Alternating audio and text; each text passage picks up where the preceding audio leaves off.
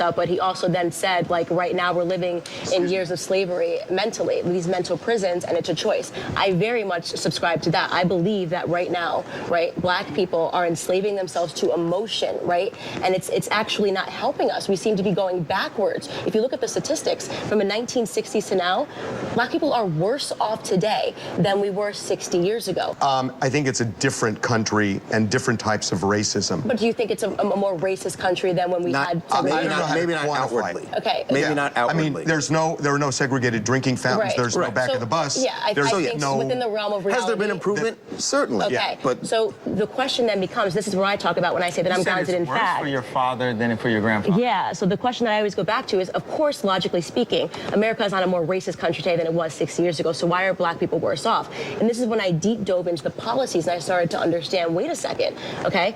When LBJ created his Great Society, it essentially enslaved black people to the government. So my whole thing when I go on campus is to help people understand that the bigger the government got, the smaller the individual got. And for black Americans, okay, our opportunities were taken off the table. My grandfather did better in life. He was born in the 1940s in the segregated South, okay? His first job was on a sharecropping farm laying out tobacco to dry.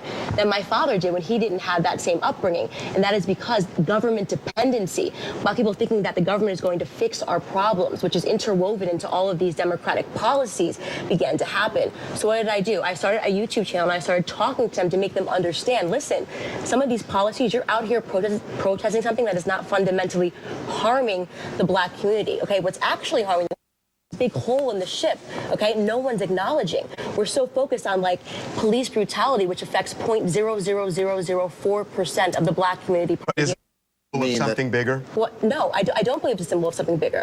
Or what is a symbol? What is your exact question here? The police brutality against minorities. Black people. And that it gets excused, justified, and swept under the rug. You had a black economics professor from Harvard conduct a research paper and tell you that white people and Spanish people face more harm towards the police than the black community does. That's a fact. A police officer is 18.5 times more likely to get shot by a black man than the other way around. That's a fact. I can guarantee you those facts I just said are not what he knows. He genuinely believes there's a war that's going on. Do you know what happened after Black Lives Matter began protesting after Ferguson? Police didn't want to do their jobs. Black homicide rate actually went up in this country after Black Lives Matter. It went up 17% nationwide because of Black Lives Matter protesting. And this war on cops that began, cops said, okay, then I'm not going to show up when you call because I'm fearful that if I do my job, I'm going to become a national story. But then the consequence of that is to say everybody should just shut up and tolerate, and a lot of people just don't want to do that anymore. But what you have to understand is that society is not perfectible, okay? So if you understand the margins, that only 16 black men, unarmed black men, are being shot per year, and we know all of their names because that's how unlikely it is to happen, right? That's what I'm talking about when I give you that analogy of we're not focusing on the major hole in the ship in our community. We're so focused on, like, the tiny issues that are going on, and no one is talking about the major issues that are impacting us. Okay, I want to do this. I want to take a break. When we come back, I want to talk to Kanye about the concept of free thought, because that seems to be what the root of all of this is. Free thought. Actually, free love. Okay, I was going to say, I think love is your message. And I don't know if that's getting lost here, but let's take a break, come back, and we will talk about that. We are back, and one of the reasons I wanted to do this was forgetting about particular views, issues. The reason I was really interested in doing this with Kanye is because he got me thinking about the notion of free thought, which honestly, on that level, I completely agree with him. I think free thought is almost dead in this country, that people are bullied into feeling a certain way, and if you don't believe what somebody else does, they will bully you and boycott you and try to kill you. And that's what I was connecting with, not specific issues, but you tell us what the root of all of this is. What are we talking about? Are we talking about free thought, free love? What is it? It's free love. It's the spirit. You know, you had, in the office, you had Tupac and John Lennon on the wall. I don't want to be the third one, but I'm willing to be the third one for free love on that wall.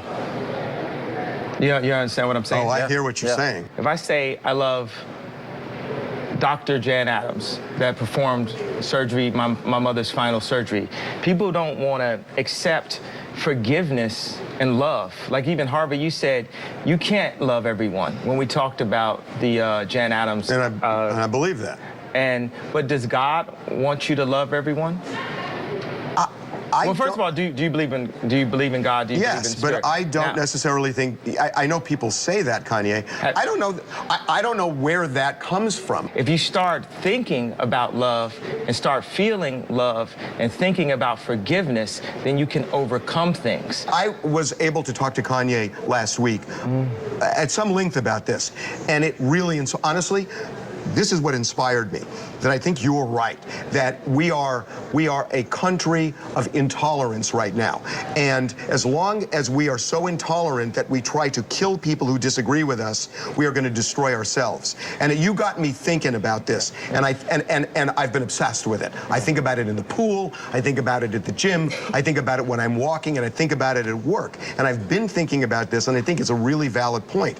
That said, there are people out there who still want to hurt you, and the question is, how do you break the wall down, and how do you come together? Right. But I don't think it's necessarily by saying I love you. Right, and that's fair. That's absolutely fair. Okay, we have free thought. I disagree. I think love conquers all. I think love, I know, not think. I know from the bottom of my gut and my soul and my spirit and my subconscious that love is the strongest force in the universe. And right now, we need love. We need the moment when North Korea and South Korea connect. We need the moment when we go down to Charlottesville and we go down and go to those houses. We need to break down race. We talk about race so much, we don't even talk about class. I want to talk about class for a second. When my housekeeper... Connie, can I ask you something? Can we take a quick break? Because I want to pick it up with class because it's super important. Let's take a quick break. We're going to come back. We'll have more. Back to TMZ Live. So we want to pick up the conversation with Kanye and Candace Owens. We want to talk about, Kanye, as we're going to break, you said you wanted to talk about class. We've been talking about race and we've been talking about love and whether that's the cure for this, but you want to talk about class. There's a class war happening right now too. And the class war might be, the class war is one of the reasons why Trump won, because Obama was so high class that it stopped speaking to the middle and the lower class. He's so classy. And to break the class system, we have to start by loving ourselves, because what you say to somebody is a reflection of how you feel about yourself when you put that energy in the world. I love myself. What you are seeing is actually, this is the most confident I've been since my mom passed. When he put on the MAGA hat, that's the most unifying thing I've seen anybody do on either side, and it was perceived as an act of hate, which really tells you where the conscience of America is right now. That was the most unifying thing, and I thought it was fascinating just when you see, like, you know, I obviously saw the text message from John Legend, and he said, you know, this is hate, this could be received like this, whatever he said. The most hateful person that I've seen on the internet is Chrissy Teigen. What she says to Trump supporters, what she said to me before I even got a platform was disgusting, and that's in his own house. So you have to change the rhetoric. I appreciate the free thought, but just because that's my friend, I'm sorry. I'm sorry. But I'm just saying, it's like when he said, like, you know, love people that are your enemies, love people that say really mean things to you. It made me feel better. It feels better to have this perspective and say, you know what? No matter what you say to me, no matter what toxicity that you launch at me, I love you. Well, because you get rid of the Can you remember that in the moment? You remember that in the moment when something's happening? It's a practice. He's definitely a lot better at it. We have got to take a break. When we come back, Kanye said something to me last week that I want to talk about, which is that black men have to show perfection. And I'm really interested in this concept that I had never really thought about. We'll take a break. We'll come back. Welcome back to TMZ Live, and we're going to talk about something that I know you said you had this conversation with Kanye. I'm obviously personally very interested in this, the concept of that black men have to be perfect at all times.